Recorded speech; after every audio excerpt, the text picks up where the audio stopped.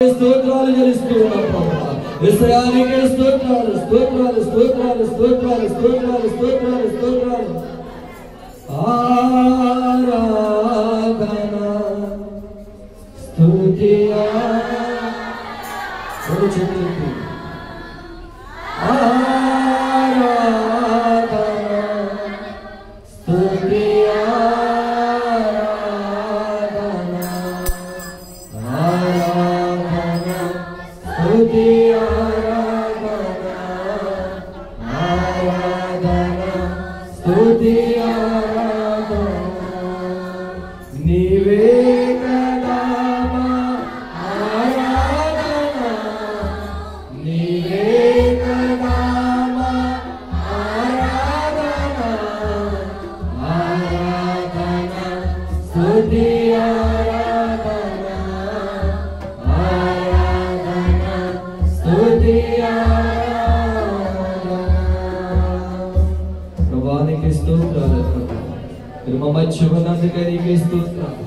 మహిమ పొందినందుకే నీకే స్తోత్రాలు ప్రభువా.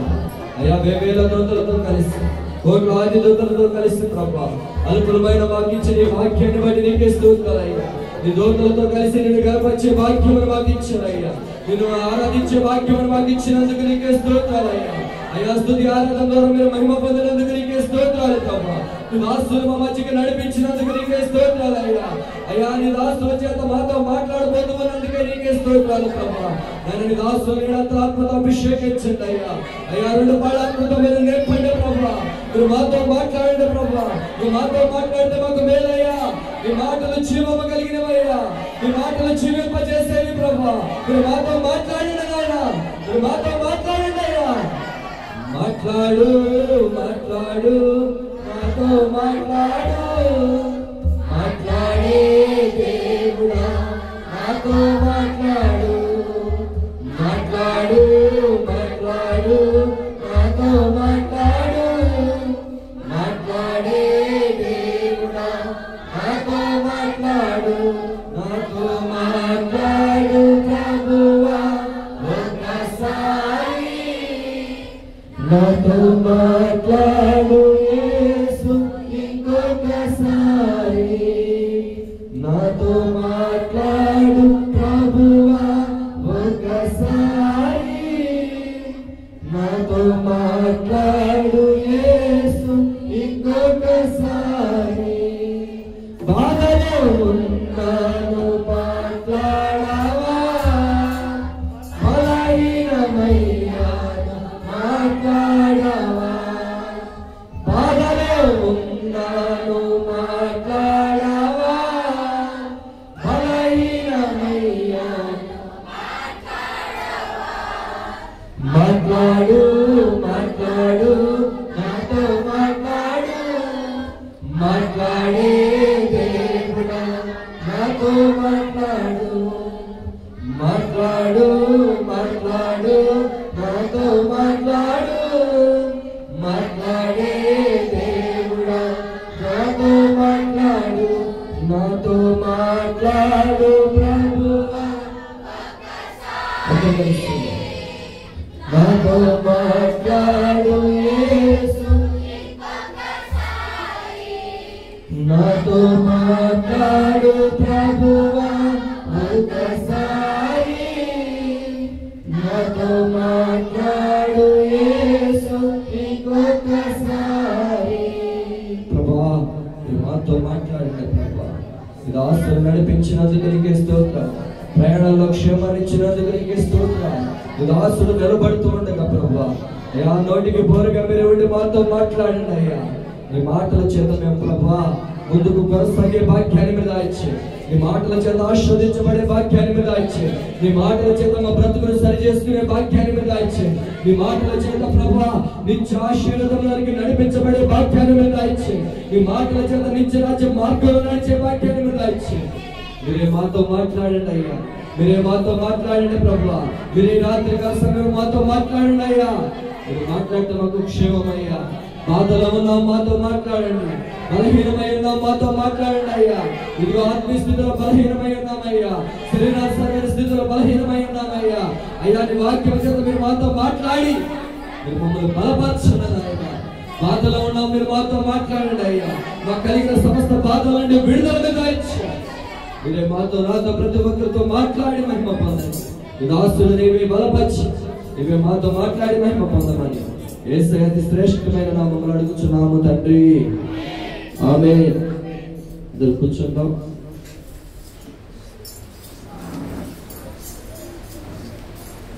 మన ప్రియుడును మన రక్షకుడైన యేసుక్రీస్తు నామములో కుడి వచ్చి మీ అందరికీ హృదయపూర్వక వందనాలండి.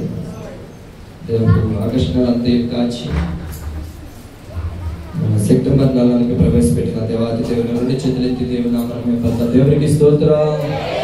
హల్లెలూయా, హల్లెలూయా.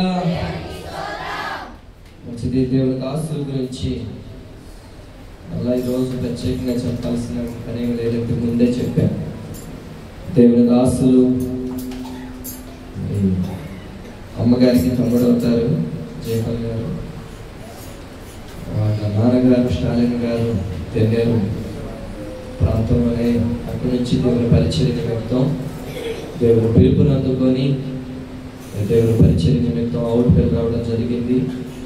ఇప్పుడు ఆయన పిలుపుని బట్టి ఆయన రాజ్యంలోకి చేరి ఉన్నారు. తర్వాత ప్రభు సేవను కొనసాగిస్తూ మరి దేవుని పనిలో వాడబడుతూ మరి బలహీనతలైన ఇంతకు ముందు చెప్పా, తనకు కలిగిన ఇద్దరు కుమారుల్లో ఒక కుమారుడు మారిపోయినప్పటికీ నేను ప్రభు సేవను ఎందుకు చేయాలి అని మాత్రం అనుకున్నాను.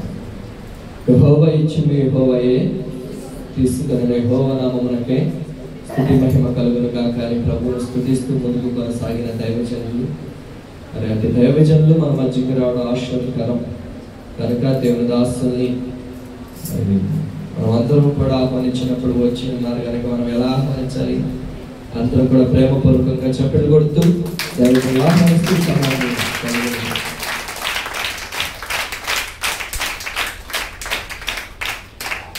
దేవునికి స్తోత్రం. హల్లెలూయా, హల్లెలూయా. ప్రభు మనకి చక్కటి సమయాన్ని ఇచ్చారు.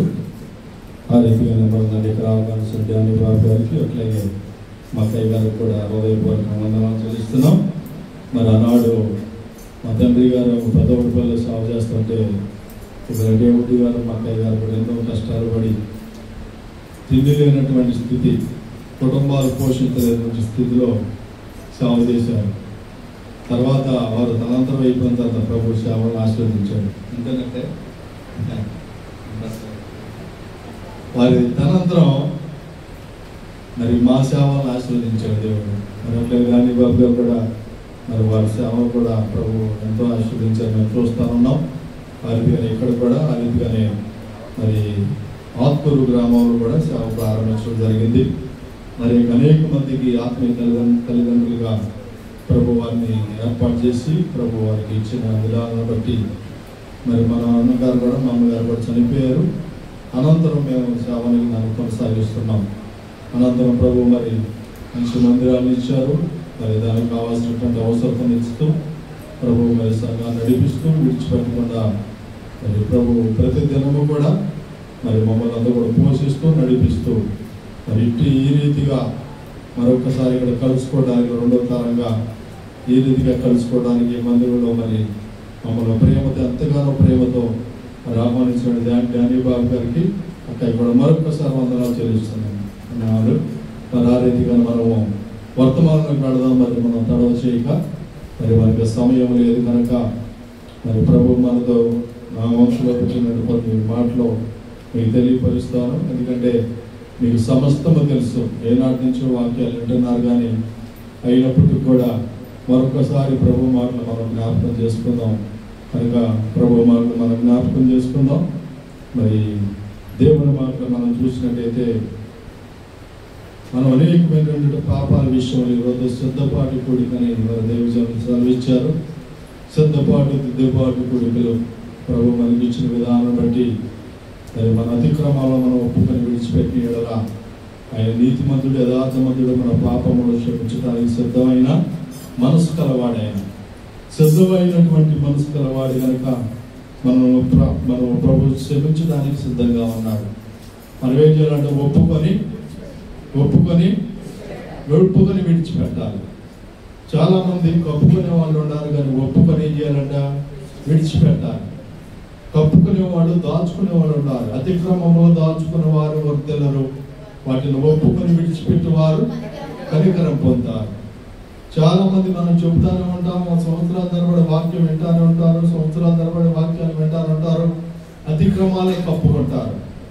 కానీ దేవుడు దాని పరిమస్థానం ఏం కలుగుతుందంటే వారిలో వర్ధిల్లింపనేదే ఉండదు. చేనికి చీడబెడితే అది వర్ధిల్లదండి.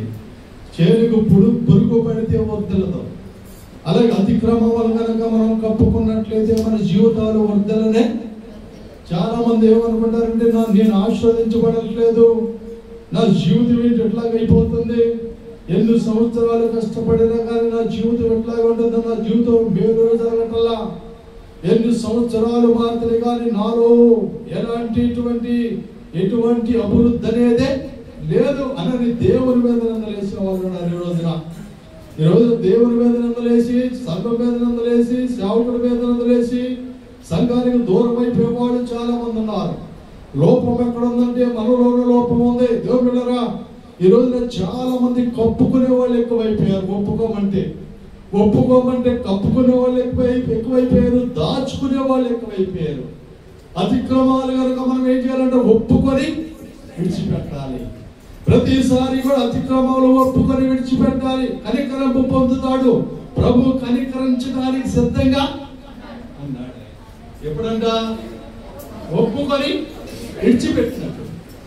ఒప్పుకొని విడిచిపెట్టే వారిగా ఉండాలి. ఒప్పుకొని మరి మరలా వెనక తిరిగి చూడటానికి వీలు లేదు. నా కాడి మీద చేయి వేసి వెనక తిరిగి చూసిన వాడు శాపగ్రస్తుడు. దేవుని యొక్క కాడి మీద చేయి వేసి వెనక తిరిగి చూసిన వాడు శాపగ్రస్తుడు. ఈ రోజున చాలా మంది కూడా అదే శాపములో పడి నలిగిపోతున్నారు. అదే శాపము ద్వారా నరకానికి వెళ్ళిపోతున్నారండి. వెనక తిరిగి చూస్తున్నారు. దేవుళ్ళరా, మనం లోకములో ఉన్నాము. ఒకవేళ పడిపోతే పడిపోయామో, చూపుల్లో, ఆలోచనలో, మాటల్లో పడిపోయామో, కానీ ఒక రోజు ఒప్పుకునే రోజు ఉంటుంది. ఆ రోజు ఒప్పుకొని విడిచిపెట్టినట్లయితే ఆయన క్షమించడానికి సిద్ధముగా. ఈ రాత్రి కనుక ఒప్పుకున్నట్లయితే కప్పుకొనగా ఒప్పుకోవాలి. దేవుడు చాలా ఒక మనిషి వచ్చి నువ్వు పాపము చేసావంటే నేనెందుకు చేశాను అంటాం, కానీ మనం ఒప్పుకునే స్థితిలో మాత్రం ఉండము. కానీ దేవుని దగ్గర మాత్రం మన అతిక్రమాలు ఒప్పుకోవాలి. అతిక్రమములు ఒప్పుకునే వాడు వర్ధిల్లాలంటే మనం దేవుని ముందు యథార్థత కలిగి ఉండాలండి. దేవుడు యథార్థవంతులను వర్ధిల్లప్ప ఏం చేస్తాడంట? ఎవరు వర్ధిల్తారు? యథార్థవంతులు వర్ధిల్తారు. ఎవరు యథార్థవంతులు అంటే మన హృదయంలో ఉన్నదంతా దేవుని సన్నిధిలో పెట్టినప్పుడు ప్రభు చూసి క్షమించి మనం యథార్థవంతులు చేస్తాడు. యథార్థవంతులు డాక్టర్ చేస్తాడా? డాక్టర్ చేయగలడా? డాక్టర్ వల్ల ఏది కూడా కాదు. యథార్థవంతులను ఎవరు చేయలేరండి. యథార్థవంతులుగా ఎవరు చేయలేరు. దేవుడు ఒకటే మన పాపమును క్షమించటము ద్వారా యథార్థవంతులుగా మనం చేస్తాడు. ప్రభు విడిచిపెట్టే దేవుడు కాదు. ప్రభు విడిచిపెట్టడు. ఆయన నీతిమంతుడు, నమ్మదగిన దేవుడై ఉన్నాడు. ఆయన నీతిమంతుడై ఉన్నాడు, నమ్మదగిన దేవుడై ఉన్నాడు. కానీ ఈ రోజున కొన్ని పాపములు కాని పాపములని కొన్ని పాపాలు ఉన్నాయి. మనం ఏమనుకుంటే మనకు తెలిసిన పాపం ఏంటంటే వ్యభిచారము, దొంగతనము, అనేకమైనటువంటి పాపాలు, వేరు పాపాలు ఉన్నాయి. కానీ అయ్యే ఒప్పుకుంటా, కానీ కాని పాపాలు మనల్ని ఏలుబడి చేస్తున్నాయి. కాని పాపం మనం ఇది కూడా పాపమేనా అని అనుకుంటాం. ఇది కూడా పాపమేనా. చిన్న చిన్న పాపాల ద్వారా మన జీవితాలు వర్ధిల్లేలా ఆశీర్వదించబడాలి. మన జీవితాలు ఆశీర్వదించబడట్లా, వర్ధిల్లట్లా.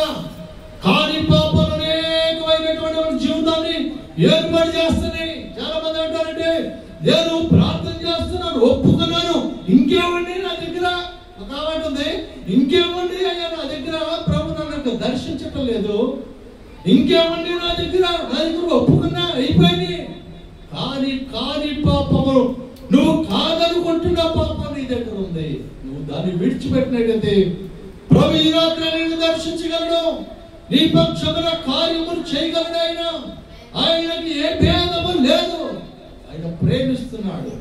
ఎంత ఘోర పాపినైన ప్రేమతో ఆయన ప్రేమ చూపిస్తున్నాడు, ప్రేమిస్తున్నాడు. దేవుళ్ళారా, కనుక దేవుళ్ళారా, నీతిమంతుల సంతానము భిక్షమెత్తుట నేను చూచి ఉండలేదు. అన్నాడు పేద స్థితిలో ఉన్నాం. డేవిడ్ గారు ఏంటి, డానీ బాబు గారి కుటుంబం ఏంటి, మేమేంటి, కానీ వారి నీతిని బట్టి ఈ రోజున దేవుడు ఆశీర్వదించాడు, వర్ధిల్లింప చేశాడండి. నీ నీతిని బట్టే నీ కుటుంబం వర్ధిల్లింది. నీ నీతిని బట్టే నీ కుటుంబం ఆశీర్వదించబడింది. నీ నీతిని బట్టే నీ కుటుంబం ఆశీర్వదించబడింది. నువ్వు నీతిమంతురాలు అయితే గనుక, నీతిమంతుడు అయితే గనుక ప్రభు నిన్ను విడిచిపెట్టే దేవుడు కాదు, నీ సంతానాన్ని విడిచిపెట్టడండి. చాలా మంది కూడా ధనాన్ని సంపాదించడానికి కుటుంబాలకు పోగు చేస్తున్నారు, కానీ చాలా మంది సంపాదించడానికి ధనాన్ని పోగు చేస్తూ ఆదివారం మందిరాన్ని కూడా మానేసి పనికి పోగు చేసే వాళ్ళు ఉన్నారు. కానీ వాళ్ళకి తెలియని విషయం ఏంటంటే దేవునికి దూరంగా ఉండి మనం ఏమీ కూడా చేయలేము. దేవునికి దూరంగా ఉండి మనం ఏమీ చేయలేము. ఈరోజు కాని పాపముల విషయంలో మనం చూద్దాం. ద్వితీయోపదేశకాండములో 24వ అధ్యాయము 15వ వచనం మనం చూద్దాం. ఈరోజు ఇది పాపము కాదనుకునేటువంటి పాపము ఇక్కడ మనం చూసినట్టయితే ద్వితీయోపదేశకాండము 24వ అధ్యాయము 15వ వచనం మనం చూద్దాం.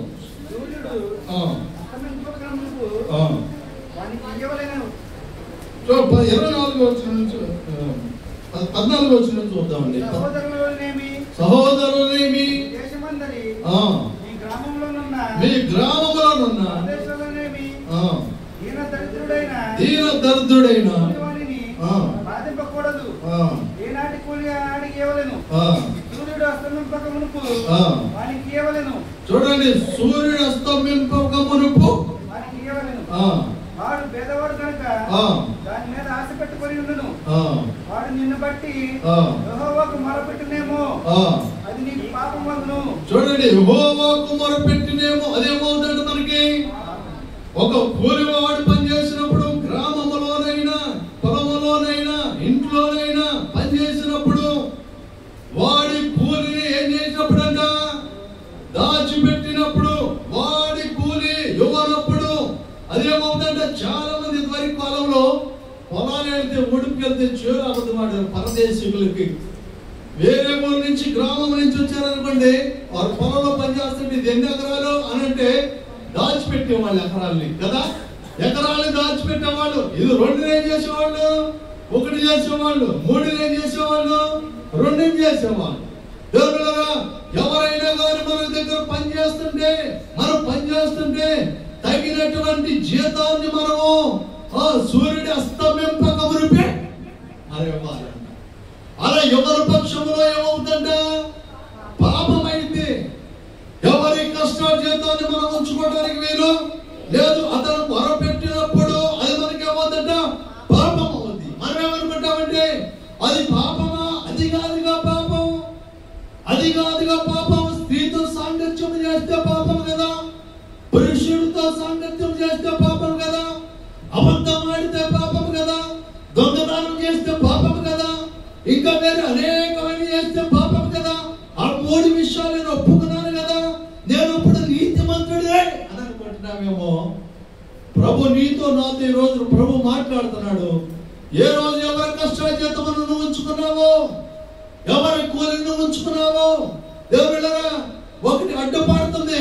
ఏదో అడ్డుపడుతుందంటే పాపం అడ్డుపడుతుంది. నీ జీవితంలో నేను ఆశీర్వదించబడాలంటే పాపము అడ్డుపడుతుంది. ఇంతవరకు స్కూటర్లతో వెళ్తా ఉంటుంటే స్కూటర్ల మధ్యలో అయిపోయి ఏంటి అయిపోయిందంటే నలకలు అడ్డమండి అంట. ఎందుకు అయిపోయింది? కారణం ఏంటి? నలకలు అడ్డమండి స్కూటర్కి. అడవిలో కూడా ఎక్కడ పెడితే అక్కడ ఆగిపోతుంది. ఎందుకంటే నలక ఎంత ఉంటుంది? చిన్న చిన్నగా ఉంటే నలకలు, చిన్న చిన్నగా ఉంటే నలకలు, ఆ నలకలు అడ్డుపడటం ద్వారా మనకి బండి ముందుకెళ్ళటానికి వీలు లేదు, ఆగిపోయింది.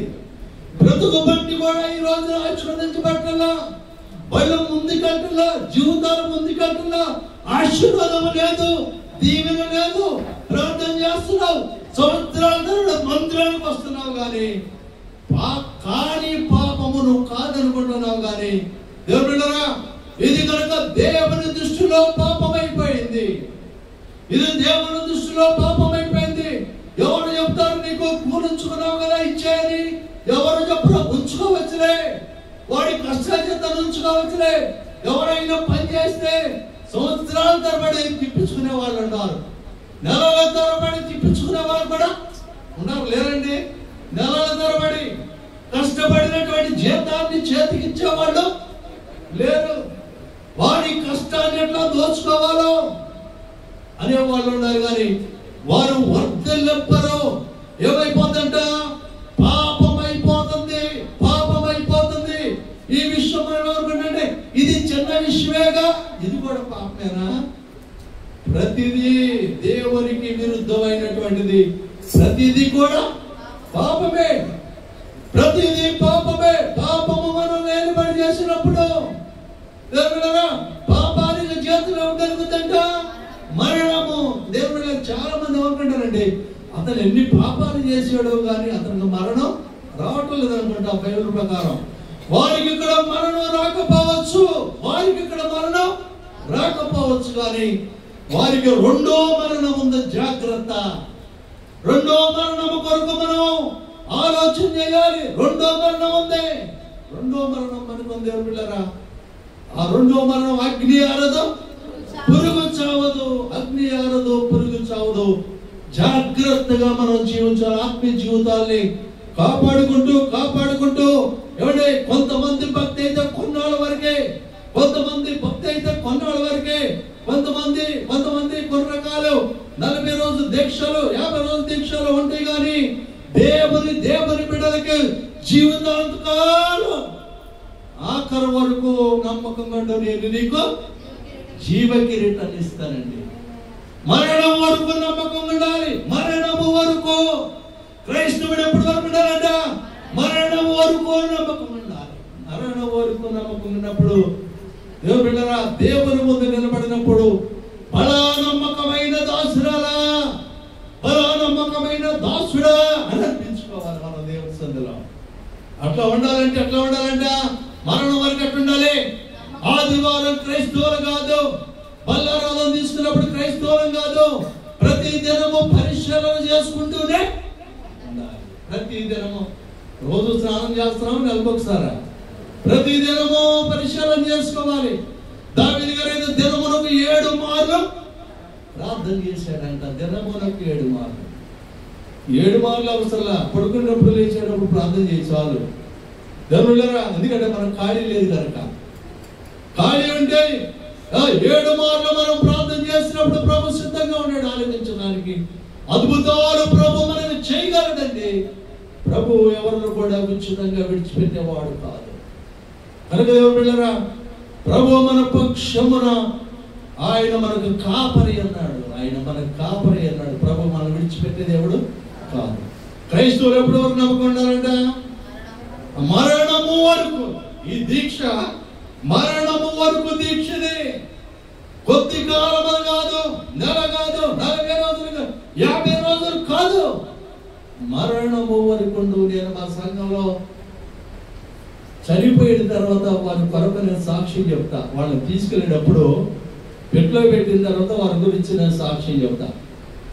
ఏమని చెప్తానంటే, మరణం వరకు నమ్మకం ఉంది, దేవుని సన్నిధిలో ఉంది. ఎవడా వెన్నైనా వానైనా గాలి వానైనా మందిరంలో ఉండేది వచ్చి అలా నేను చాలా మంది వరకు సాక్ష్యం చెప్పానండి. అట్టి సాక్ష్యము, సేవకుడు చెప్పే సాక్ష్యాన్ని సంఘం ఏం చేయాలి? సంపాదించుకోవాలి. సంఘం సంపాదించుకోవాలి. సేవకుడు మన కొరకు ఏం చెప్పాలి?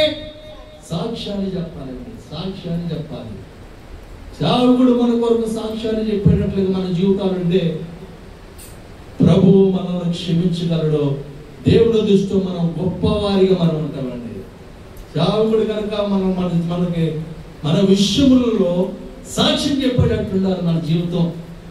అంతేగాని ఏమంటే వాడు మాట లేదు, రావటం లేదు అనే మాట సేవకుడు బాధపడితే కనుక నువ్వు ఆశీర్వదించబడలే. ఆశీర్వాదం లేదు. సేవకుడు నోట్లో పెట్టాడని ఆశీర్వాదములు శాపములన్నీ కూడా సేవకుడు నోట్లోనే ఉన్నాయండి. సేవకుడు నోట్లోనే ఉన్నాయి.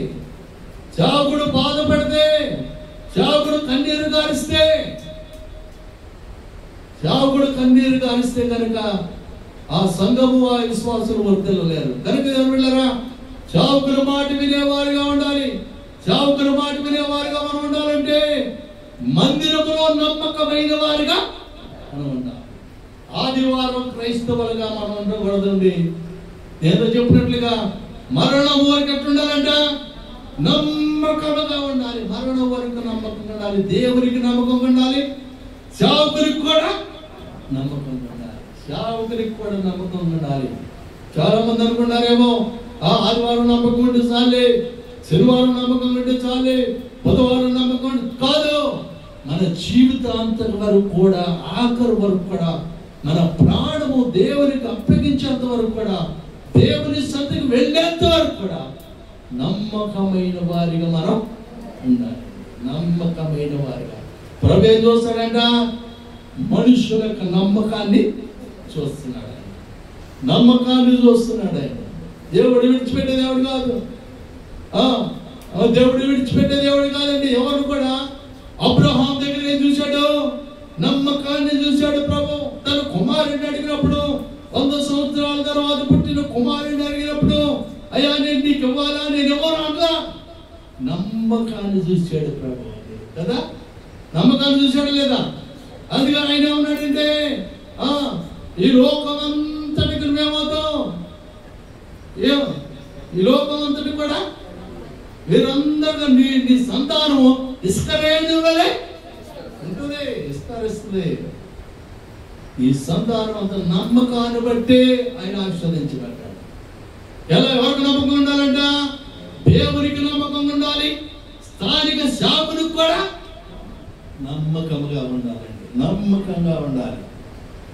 నాడు సారేపతి అదోరాలకు కూడా ఎవరులారా నమ్మకముగా, సారేపతి అదోరాలు నమ్మకంగానే ఉంది. ఆయన మాట వింది. లేని స్థితిలో ఆయన మాట వింది. లేని స్థితిలో లేములో ఆయన మాట వింది. ఆయన మాట విందండి. ఆయనకి ఎదురు చెప్పరా? ఆయన మాటకి నీకున్నటువంటి దాంట్లో నాకు ఒక రొట్టె అన్నప్పుడు ఎవరు పిల్లరా ఆమెకున్న దాంట్లోనే వేసుకొచ్చి సేవకుడికి ఇచ్చింది. కరువు దినాలన్నిటిలో కూడా పోషించబడింది. కరువు దినాలన్నిటిలో కూడా పోషించబడింది. నమ్మకత్వాన్ని ప్రభు చూస్తున్నాడు. నమ్మకత్వాన్ని ప్రభు చూస్తున్నాడండి. నమ్మకముగా మనం ఉన్నట్లయితే ప్రభు మనల్ని క్షమించగలడు. ఈ రోజున మనం కాని పాపమును ఒకడు పనిచేసినట్లయితే వాడికి తగినటువంటి కూలిని ఎప్పుడు ఇవ్వాలంట? రేపు రారంటే కాదు. చాలా మంది లేకపోతే మంచిదే కానీ ఉంచుకునేది చేస్తారు, వారాంతరం వాడు తిప్పుతారు పని చేసింది కాక. వాడి కనుక దేవునికి మొరపెడితే మనకి శాపం అయిపోతాడు, మనకు పాపము తగులుతాడు. వాడి కనుక మనకు మొరపెడితే, వాడి కనుక దేవునికి మొరపెడితే, దేవుని అడిగితే మన జీవితం శాపగ్రస్తమైన జీవితం అయిపోతాయి. ఇంకొక మాట మనం చూద్దాం. ద్వితీయోపదేశకాండము 23వ అధ్యాయము 21వ వచనం మనం చూద్దాం. 23వ అధ్యాయము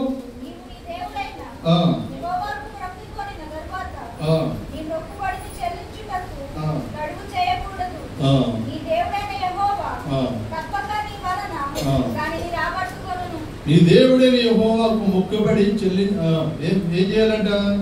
ఇక్కడ మనం చూసినట్టయితే తడువు చేయకూడదు.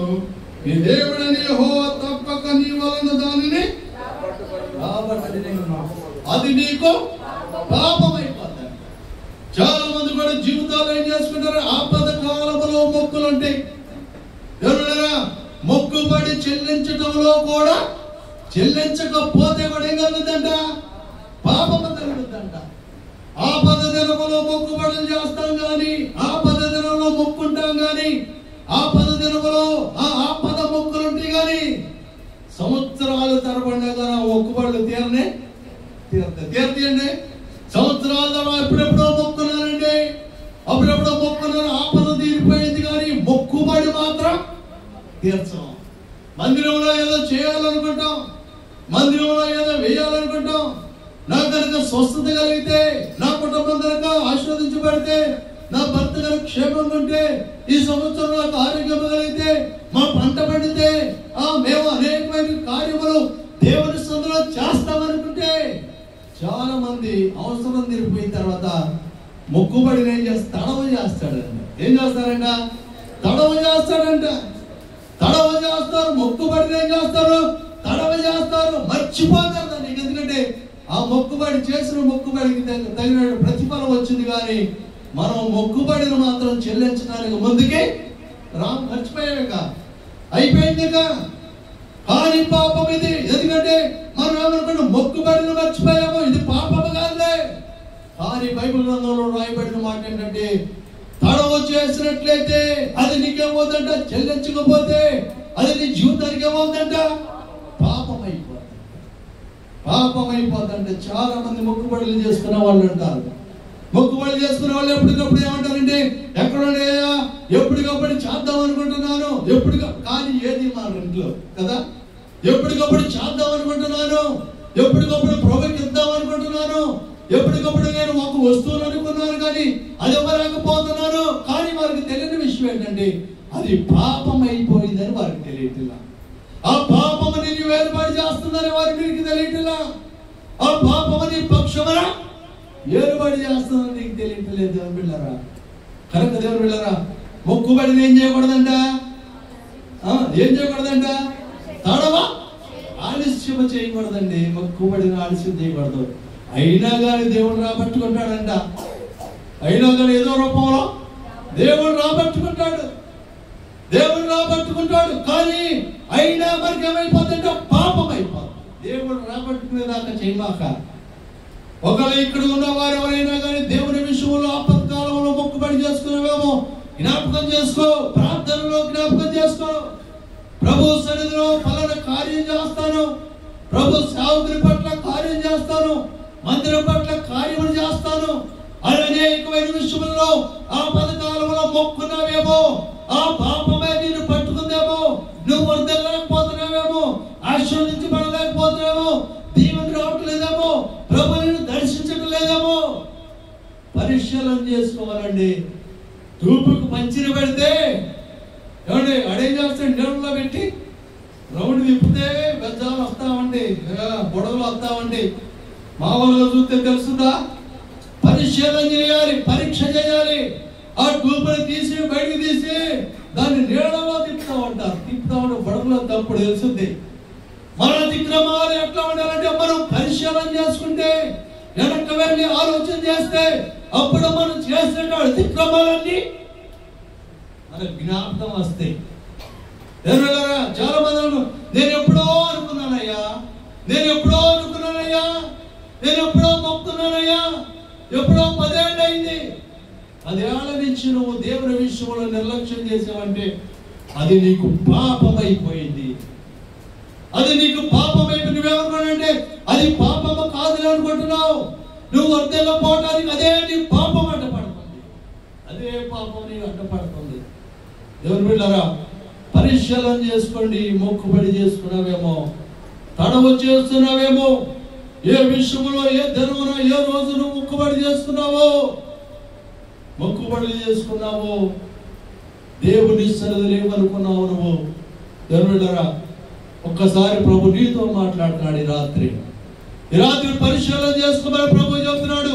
ఇది సిద్ధపాటు, శుద్ధీకరణ కూడి కనుక శుద్ధి చేసుకొని సిద్ధపడాలని ప్రభు నీతో, నాతో, మనందరితో కూడా మాట్లాడుతున్నాడు. ఇంకొక మాట మనం చూసినట్లయితే సమయాల గ్రంథంలో 1 సమయాల గ్రంథంలో 1 సమయాలు 12వ అధ్యాయం 23వ వచనంలో కూడా ఉంది మాట. 12వ అధ్యాయం 23వ వచనంలో కూడా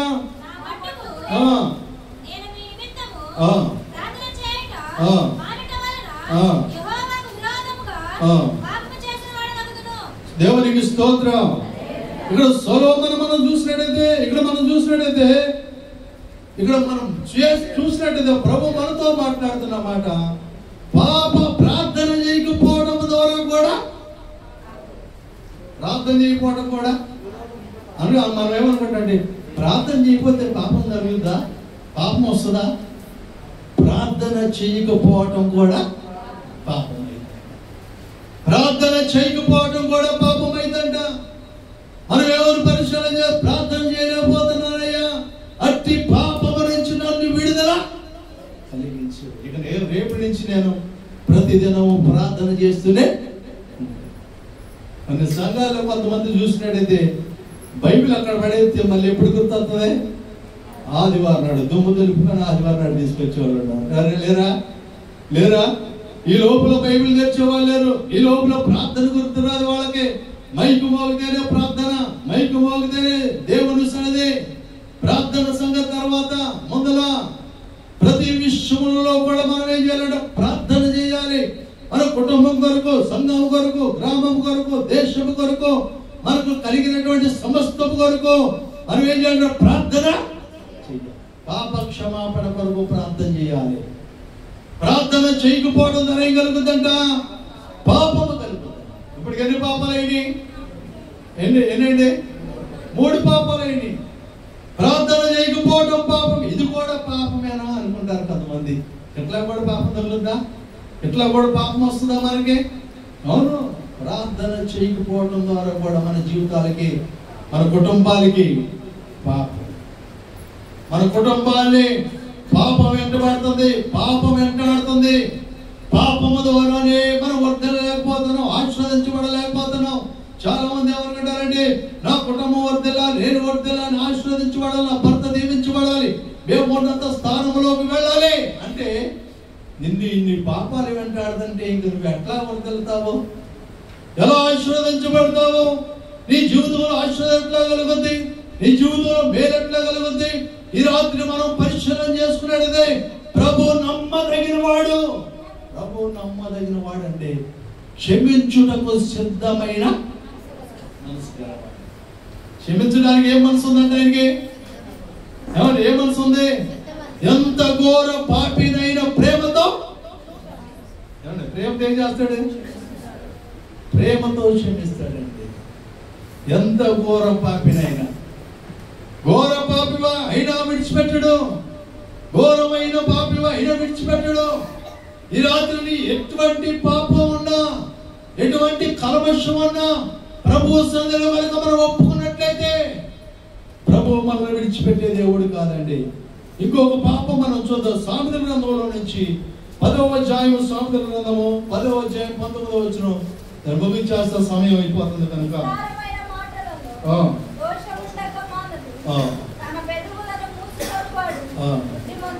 విస్తారమైన మాటలు ఏముండి అంట?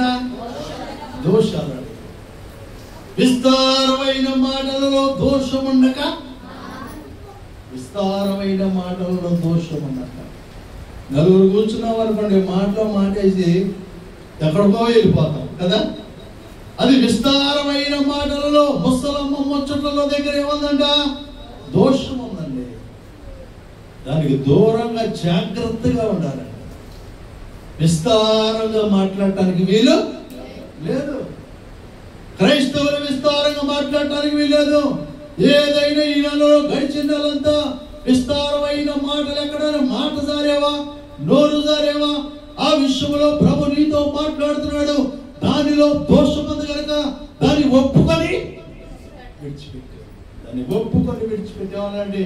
ఇక నేను చేయలేయా, ఇక విస్తారమైన మాటలు నేను వెళ్ళను, నేను విస్తారమైన మాటల్లో నేను మాట్లాడాను. దోషం ఉందండి విస్తారమైన మాటల్లో. కనుక జాగ్రత్తగా ఉండాలి మన క్రైస్తవులు. జాగ్రత్తగా బలలో పాలుపొమ్మలు పొందే వారందరూ జాగ్రత్తగా ఉండి క్రమమైనటువంటి బలారాధనలో మనం పాలుపొమ్మలు పొందాలి. అందుకని క్రమం కనుక మనం లేకపోతే కొందరు రోగిష్ఠులయ్యారంట, కొందరు చాలా మంది నిద్రిస్తున్నారు కదా. 11వ అధ్యాయంలో బలరాధన మనం చదువుకోవట్లేదా? 11వ అధ్యాయంలో కొరింథీయులకు రాసిన పత్రిక 11వ అధ్యాయంలో కొందరు రోగులై ఉన్నారు. కొందరు ఏం చేస్తున్నారంట? చాలా మంది నిద్రిస్తున్నారు. జాగ్రత్తగా ఉండాలి, పరిశీలన చేసుకోవాలి. రోగాలకి అట్లాగే మరణానికి కారణం అవుతాయి. పరిశీలన చేసుకోకపోతే మరణానికి కారణం అవుతుందని మనం చూసినట్టయితే అది ప్రభు మనకు సెలవిస్తున్నాడు. అది మనం చూసినట్టయితే ఆఖరి మాట నేను చెప్తున్నాను. ఆఖరి మాట మనం చూద్దాం. సమూయేలుకు రాసిన పత్రికలో 1వ సమూయేలు 15వ అధ్యాయము 13 నుంచి 24 వచ్చిన వరకు కూడా మనం చూసినట్టయితే యెహోవా వలన నీకు ఆశీర్వాదము కలుగును గాక. యెహోవా ఆజ్ఞను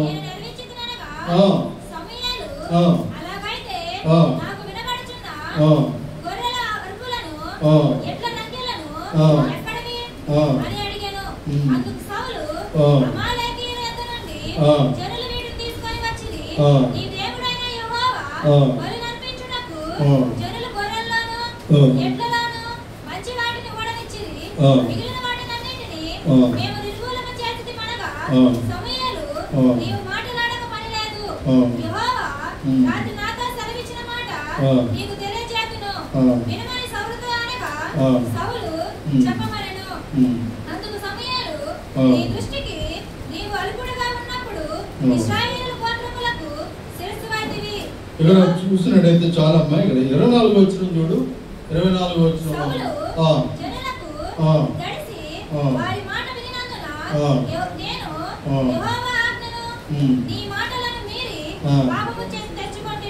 చూడండి. ఆనాడు సౌలు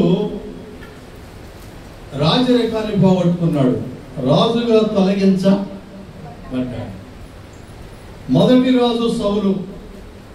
సౌలు రాజరికాన్ని ఎందుకు పోగొట్టుకున్నాడంటే, ఎలా పోగొట్టుకున్నాడంటే అమాలేకీయులను చంపమని చెప్పినటువంటి మాటకు ఆయన ఏం చేశాడంటే ఆ దేశం నుంచి కొన్ని గొర్రెలను, కొన్ని మేకలను, అనేకమైనటువంటి వాటిని తీసుకొచ్చి వాటిని దేవుని కొరకు సమూయేలు ఏమని అడిగాడు? వీటిని ఎందుకు తీసుకొచ్చాము? దేవుడు ఏం చెప్పాడు? అమాలేకీయులందరూ కూడా ఏం చేయమన్నాడు? నాశనం చేయమన్నాడు. నాశనం చేయమన్నప్పుడు వాటిలో నుంచి కొన్నిటిని ఎందుకు తీసుకొచ్చామంటే జనులు కోరినట్లుగా వాటిని యెహోవా కొరకు బలి అర్పించుట కొరకు తీసుకొచ్చాను. నీకు చెప్పిన మాట ఏంటి? నీకేం చెప్పాడు? అమాలేకీయులు సమస్తమును నాశనం చేసిరామన్నాడు. కానీ దేవుడులారా, సౌలు ఏం చేశాడంటే దేవుని మాట వెనుక, దేవుని మాటలు వెనుక, సేవకుని మాటలు వెనుక, సేవకుని మాటలు ఏం చేశాడు? ధిక్కరించాడు. దేవుని మాటలు ఏం చేశాడు? ధిక్కరించాడు. సౌలు మాట వినలా. మొదటిగా దేవుని మాట వినలా. దేవుడు సౌలుకి చెప్పినప్పుడు సౌలు మాట ఆయన వినలా. దేవుడులారా, ఈ రోజు మాట వింటలా. కాపరి మాట వినని వారు చాలా మంది ఉన్నారు. కాపరి మాట వినని తోచివేసే వారు కూడా చాలా మంది ఉన్నారు. అన్నాడు సౌలు చెప్పిన మాట, ప్రతి మాట అందరూ వినాల్సిందే. ఎందుకంటే దేవుడు ఒకరిని ఎన్నుకున్నాడు, సౌలుని ఎన్నుకున్నాడు ఆయన. ఆ రీతిగానే సమూయేలుని ఎన్నుకున్నాడు ఆయన. ఆ రీతిగానే దేవుడులారా, మన గ్రామాల్లో, సంఘంలో సేవకుడి ప్రభు ఎన్నుకున్నాడు. ప్రభు మనం కనపడపోయినా మరి ఎవరి మాట వినాలంట? సేవకుని మాట మనం వినాలి. ప్రభు మనకు కనపట్ల సేవకుడు, దేవుడు ఎవరితో మాట్లాడతాడంటే సేవకునితో మాట్లాడతాడు. సేవకుని మాట సంఘం వినాలి. అన్నాడు సమూయేలు ద్వారా మాట్లాడాడు. బిడ్డలారా, సమూయేలు ద్వారా మాట్లాడాడు. 24 వచ్చిన మనం చూసినట్టయితే ఆయన మాట వినకపోవడం ద్వారా ఏం కలిగిందంట? పాపం వచ్చింది. ఈ రోజున సేవకుని మాటను వింటలేదేమో, దాని ద్వారా మనకు కుటుంబాలు పడేయగలుగుదంట పాపం. సేవకుని మాట వినకపోతే ఏం కలుగుద్ది? సేవకుని మాట వినకపోతే ఏం కలుగుతామా? పాపం. దేవుడు ఈ రోజున ఎన్ని పాపాలంట? 4 పాపాలు ప్రభు చూపించాడు. ఇది మనమందరం ఏమనుకుంటాం అంటే ఈ పాపాలు కాదులే అని అనుకుంటాం. ఈ పాపము కాదులే, ఇది పాపాలు కాదులే, మన జీవితం బాగుందలే, మనం యథార్థంగా ఉన్నాములే, మనందరం బాగానే ఉండవాలి, క్షేమంగానే ఉండవాలి. దేవుళ్ళారా, ఏదో ఒక పాపం మనం వెంటాడుతూనే ఉంది. ఏదో ఒక పాపం మనం వెంటాడుతున్నా, నీకు తెలియని పాపం నిన్ను వెంటాడుతుంది. ఈ రాత్రి కనుక సేవకునికి ఎన్నిసార్లు ధిక్కరించావు, ఎదురు చెప్పావు? సేవకుల మాటలు ఎన్నిసార్లు వినరా? సేవకుల మాటలు చెప్పినప్పుడు ఎన్నిసార్లు అంగీకరించినా నువ్వు? ఈ రోజున సేవకుల మాట విన్నప్పుడు పాపం అనుభవించాడు. రాజు అయినటువంటి రాజు గారు అనుభవించాడంట? పాపం అని అనిపించాడండి. పాపము ద్వారా ఆయన త్రోసివేయబడ్డాడు. త్రోసివేయబడ్డాడు. రాజు దగ్గర నుంచి త్రోసివేయబడ్డాడు. తర్వాత మరణించాడు ఆయన. కనుక దగ్గర ఈ రోజున మన అతిక్రమములను మనం ఒప్పుకున్నట్లయితే ఆయన యథార్థవంతుడును న్యాయవంతుడే. ఇంకో మాట మనం చూసినట్టయితే యెషయా గ్రంథంలో మనం ఒక మాట మనం చూసినట్టయితే 1వ అధ్యాయం 15వ వచనం ఆఖరి మాట,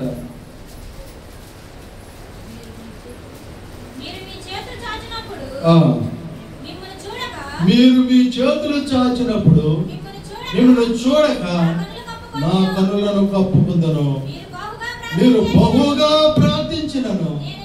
చూడండి, చేతులు చాచినప్పుడు ఏం చేస్తాడంట? కన్నులను. మనం ఈ అతిక్రమములతో ఉండి ప్రార్థన చేసినప్పుడు ఆయన ఏం చేస్తాడంట? కన్నులను కప్పుకుంటాడంట. మీరు బహుగా ఏడ్చినను నేను వినను. అందుకని చాలా మంది ఏమంటారండి, ఎంత ప్రార్థన చేసినా కానీ ప్రతిఫలం రావట్లా. ఆయన ఏం చేస్తాడంట? కన్నులను కప్పుకుంటాడంట. మీరు ఎంత ఏడ్చినా నేను విన్నో. ఈరోజు వినలేదంటే దేవుళ్ళారా, మన దగ్గర ఏముందంట? అతిక్రమం ఉంది, పాపం ఉంది మన దగ్గర. కానీ కింద కూడా మనం చూసినట్టయితే రక్తముతో నిండి ఉన్నవి, మీరు కడుక్కొనడి, మీరు శుద్ధి చేసుకునండి. మీ దుష్క్రియలు నాకు కనపడకుండా వాటి ఏం చేయాలంట? కడుక్కోవాలి, శుద్ధి చేసుకోవాలి. ఏం చేయాలంటే కడుక్కోవాలి. ఈరోజు ఏకుడిగా శుద్ధీకరణ, శుద్ధి చేసుకోవాలంట, కడుక్కోవాలి. శుద్ధి చేసుకొని కడుక్కున్నప్పుడు ప్రభు మనల్ని దర్శించగలడు. దేవుని బిడ్డలారా, ప్రభు మనల్ని విడిచిపెట్టేవాడుగా. మీ పాపములు ఎర్రవైనను, కింద చూసినట్లయితే